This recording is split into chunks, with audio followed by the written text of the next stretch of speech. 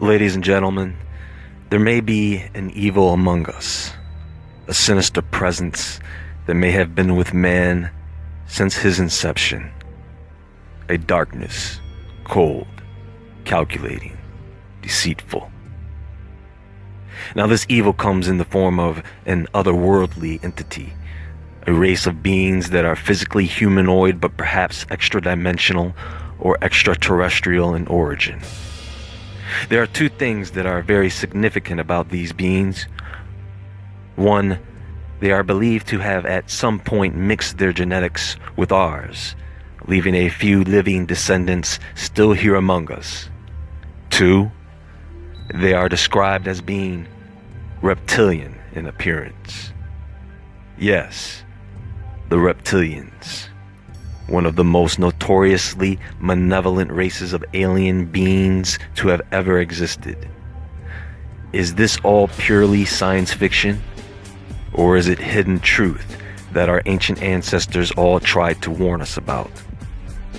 Maybe this is about more than shape-shifting creatures. Maybe it's really about shape-shifting the truth.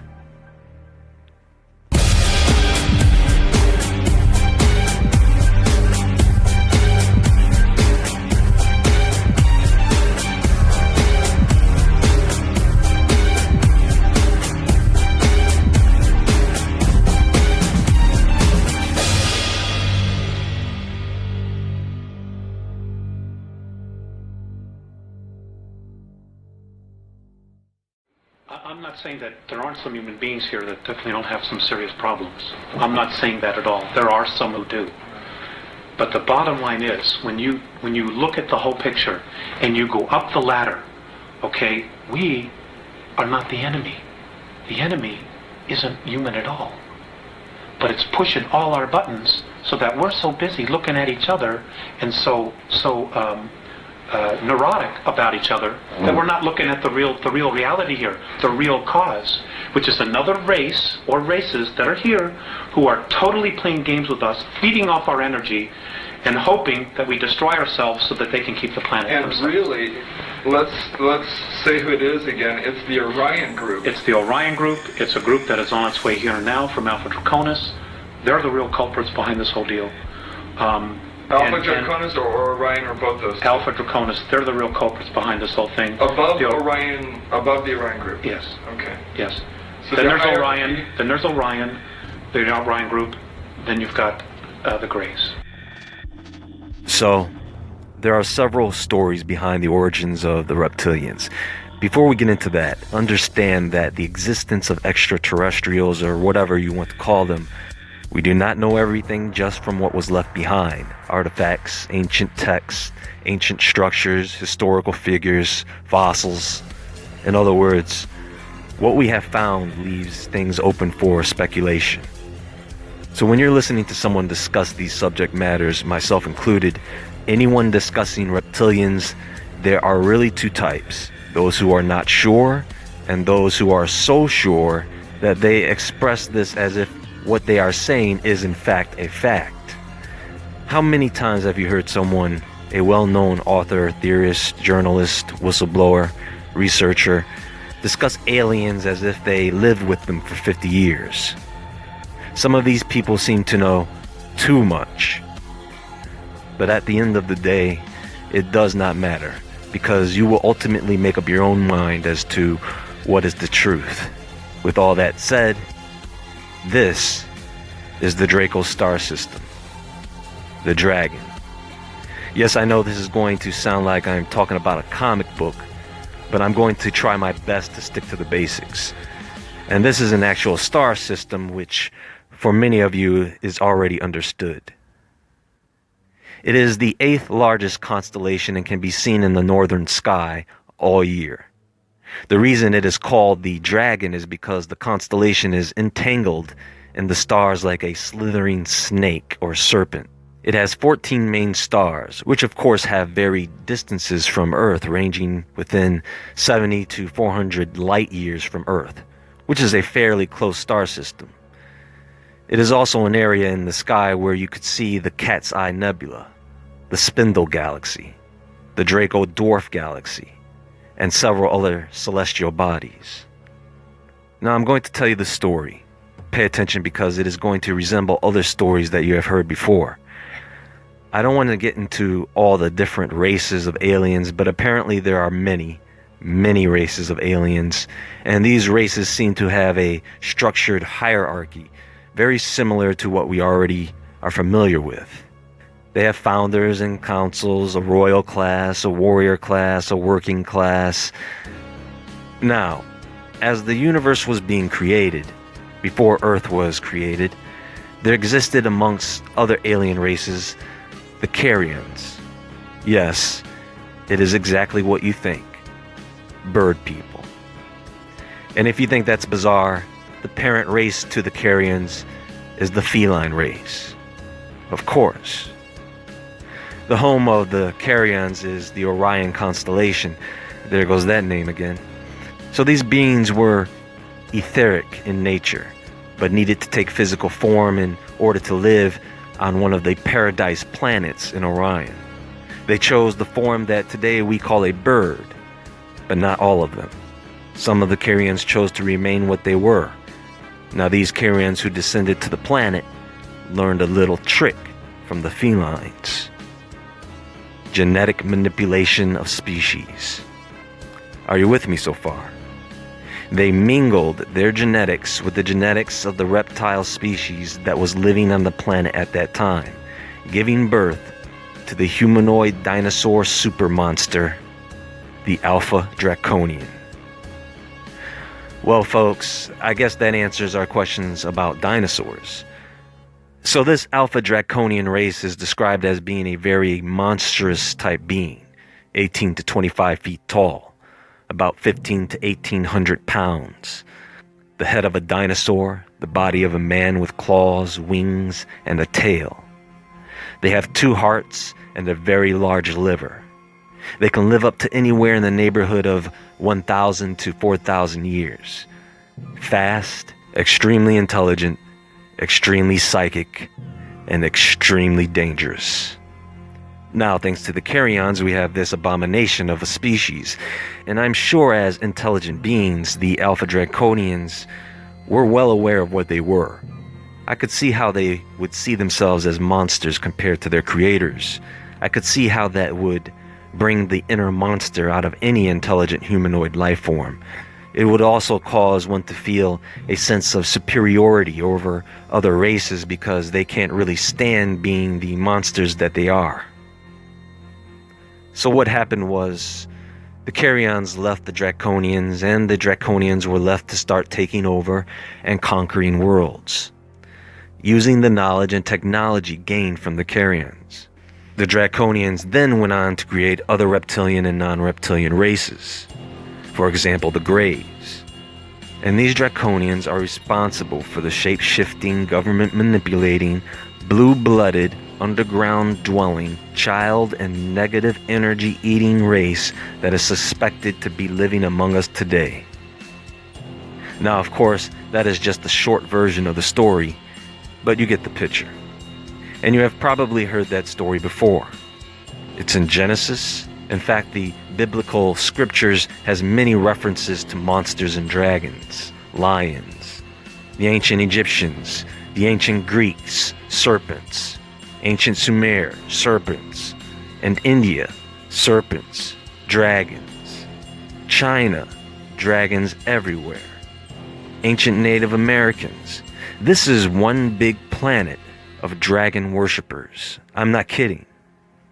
Now, what I find interesting about the Draconians is that we do indeed have fossils of dinosaurs, right? Look at the T-Rex. What is that? Looks like a freaking dragon to me. No, it's a dinosaur. It's an animal. Okay, there are dangerous, large, predatory animals, crocodiles, large cats, bears, sharks. Those are animals. This is a monster. How intelligent do you think a creature like that would be? What if they were not just dumb animals? I mean, you have to ask yourself, aside from animals that we know exist today, these dinosaurs are strange. There is something not quite right about some of their species. they don't seem to fit quite right in this world. Maybe it is not that reptiles came from dinosaurs, but maybe dinosaurs came from reptiles? So what we may have among us today are several species or races of humanoid reptilians and their descendants in human form. For example, some theorize that the Lacerda reptile is the ancestor to many of the reptilian races born here. Some only carry the blood, others can shapeshift. Some live underground, some are amphibious, which is a reference to mermaids and mermen. And the reptilian agenda is, of course, domination and dominion, control of the masses. These beings not only believe that they are better than us, they believe that they are rightfully the owners of this planet. And we are nothing but food. Cattle. Now, when you go to research reptilians, you will find an entire library on the subject.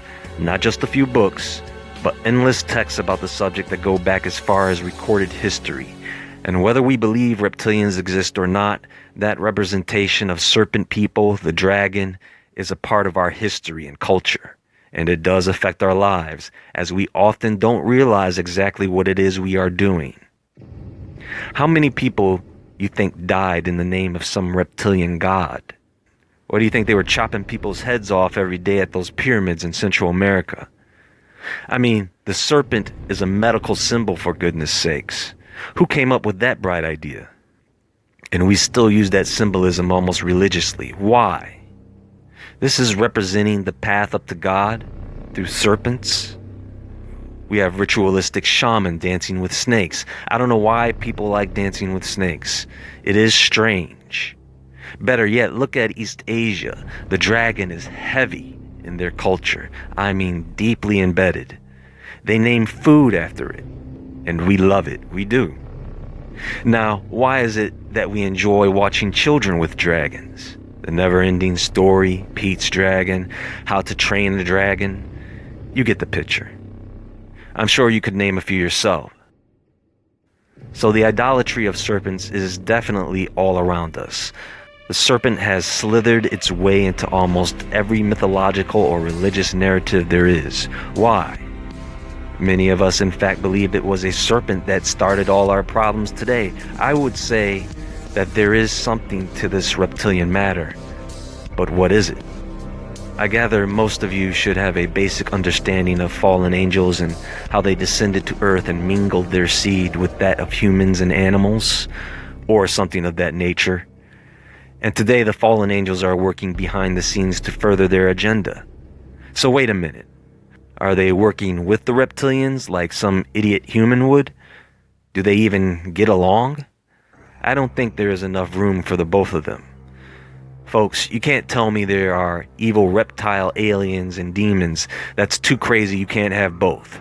So I am just going to assume that these reptilians and what people have been seeing and what people have been contacting are all the same type of beings.